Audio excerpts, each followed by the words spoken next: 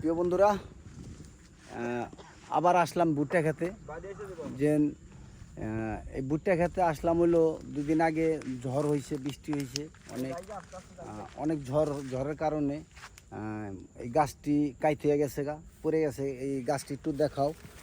এই যে দেখো, প্রতিটা গাছ ঝড়ের কারণে মানে শুয়ে পড়ছে এবং কাইতে হয়ে গেছে। তাই এখন আসলে আল্লাহ যা করে ভালোই করে, কারণ আল্লাহর মায়ের দুনিয়ার বাইরে, তার উপরে কোনো নাই। এটা যদি মানুষ করতো তাহলে মনে করেন অনেক কিছু হইতো। যেহেতু আল্লাহ পাক করছে, তার উছিলায় সব কিছু হয়। তো এই জন্য কেউ এটা দাবিও রাখতে পারবো না, কেউ কৈফিয়তও রাখতে পারবো না।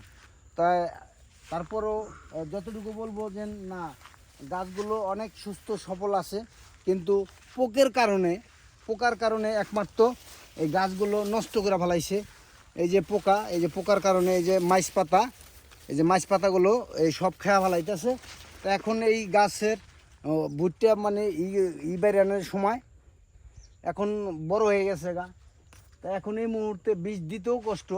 তারপরও এক ধাপ বীজ দিতে হবে, না দিলে এই গাছগুলো ঠিক থাকবো না। কারণ যেভাবে পোকায় খাওয়া শুরু করছে, তাতে মনে করেন গাছগুলো নষ্ট হয়ে যাবো, মার খেয়ে যাবো।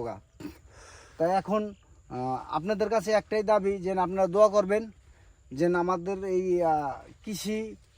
কৃষিবিদ যারা আছে, যারা কৃষি ক্ষেত নিয়ে এটা করে ভিডিও বানায়, তারা অবশ্য অনেকেই জানে যে একটা কৃষি যদি মার খেয়ে যায়, তাহলে তার চেয়ে দুঃখ আর থাকে না। অনেক কষ্ট, অনেক শ্রম, কারণ আল বাবার থেকে, সার থেকে